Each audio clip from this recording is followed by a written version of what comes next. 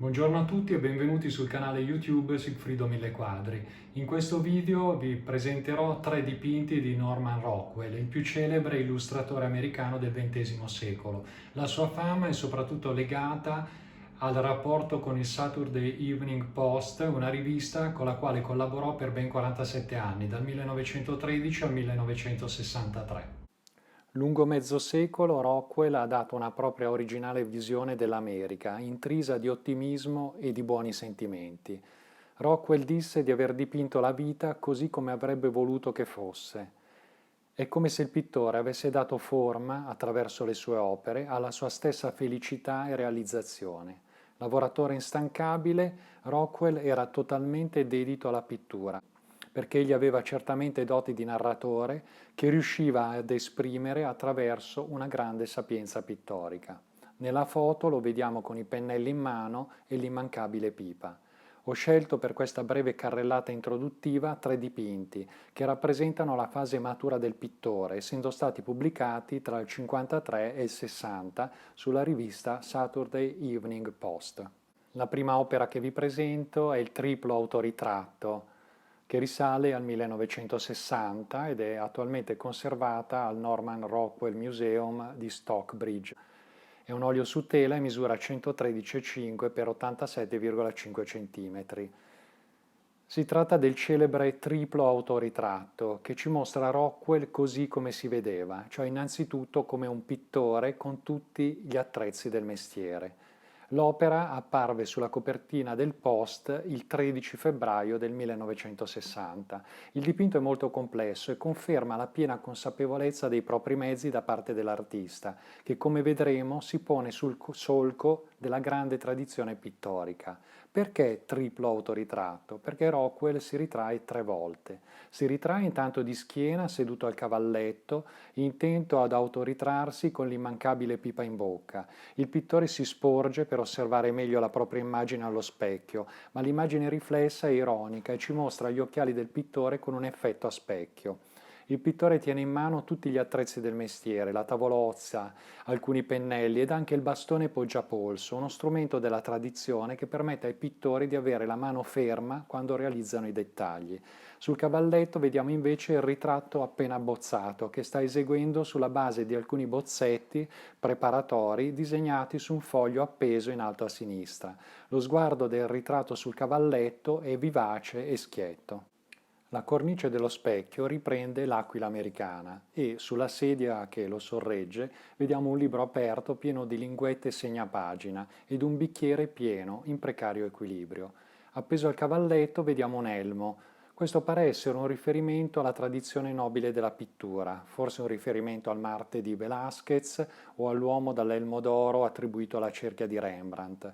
Sempre sul cavalletto, nella parte destra, il pittore ci mostra quattro riproduzioni di dipinti che riconosciamo come tre autoritratti celeberrimi di Dürer, Rembrandt e Van Gogh, e un lavoro riconducibile allo stile di Picasso, che rappresenta quindi le avanguardie del Novecento, nei confronti delle quali la posizione di Rockwell non è chiarissima.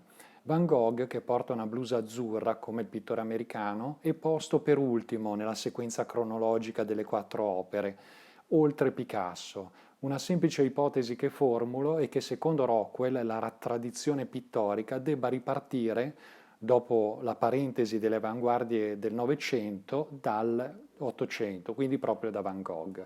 Un dettaglio interessante è il cestino posto sotto il cavalletto, dal quale fuoriesce una colonna di fumo, provocata dalle ceneri della pipa.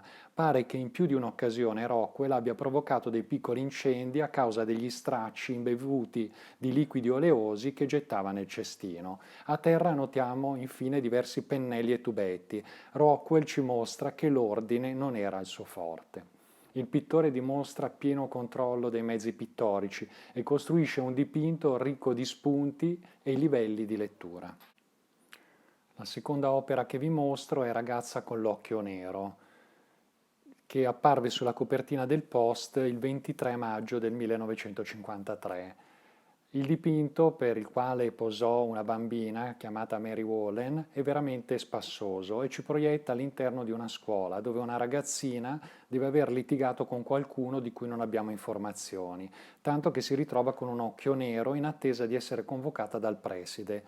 La composizione è molto curata e geometrica. Lei è seduta all'estremità di una panca e sorride fissandoci. Ci pare soddisfatta per l'esito della lotta e sembra quasi impaziente di avere il confronto con il preside per far valere le proprie ragioni. È ammaccata ma anche consapevole di aver saputo rispondere per le rime.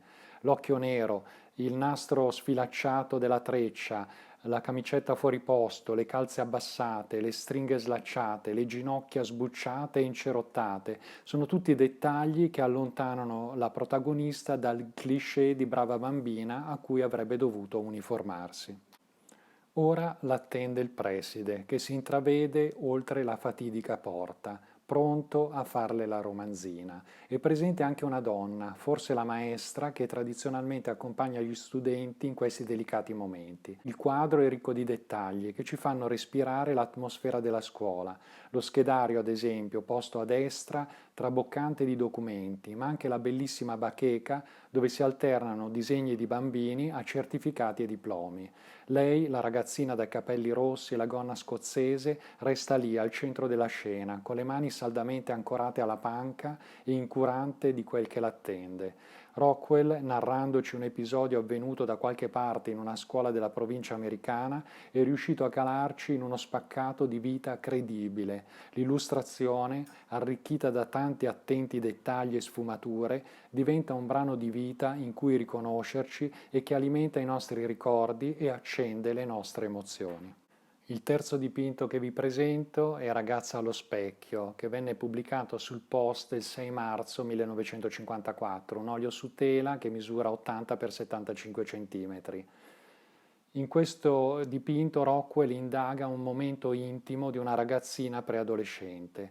Siamo da qualche parte nella sua casa, un angolo di una stanza o forse una soffitta che la isola da tutto. Qui non è importante il contesto, quanto l'indagine psicologica. È un momento di riflessione e di confronto con se stessa, in una fase delicata di passaggio. Lo notiamo dalla bambola che è rimasta malamente abbandonata a terra. Quello che era il gioco favorito diventa improvvisamente qualcosa di superato, da lasciare andare. La protagonista ha posto a terra uno specchio, lo ha appoggiato ad una sedia e si è seduta su uno sgabellino di legno. La ragazzina si guarda allo specchio, la sua postura è estremamente studiata, tiene le gambe unite, i gomiti poggiati sulle gambe, i polsi uniti e le nocche delle due mani le sfiorano il viso.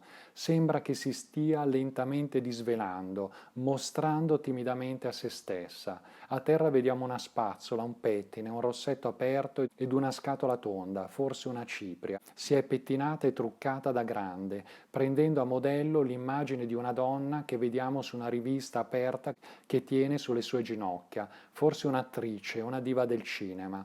Sono quindi tre i volti femminili che appaiono nel quadro, quello della bambola a terra, quello della donna affascinante che occupa l'intera pagina di una rivista e quello timido della ragazzina che si trova incerta e un po' spaesata, in bilico tra il passato, rappresentato dalla bambola, ed il futuro, rappresentato dalla modella adulta. Il vestito bianco dà candore e leggerezza alla protagonista, stemperando la tensione del momento. Lei è colta in una espressione che tradisce la sorpresa di chi vede se stessa per la prima volta come persona adulta e che vive il doppio confronto con sé e con l'attrice della rivista. Il pregio del dipinto è quello di condurre un'analisi psicologica acuta ed accurata in punta di piedi. Sul piano cromatico è particolarmente incisivo il contrasto tra il rosso della seduta, ripreso anche dal rossetto, dalla spazzola e dal fiocco della bambola, con il pavimento verde. Questo è un bellissimo libro dedicato a Norman Rockwell, dove il figlio ha selezionato un centinaio di opere, tra cui le tre che vi ho presentato. In descrizione trovate tutte le informazioni. Attraverso la presentazione di 3 opere vi ho introdotto a Norman Rockwell, un illustratore americano che amo molto. Se vi è piaciuto questo video e questa formula di presentazione di 3 opere, fatemelo sapere nei commenti e sarò lieto di presentarvene altre in un prossimo video. Vi aspetto, alla prossima!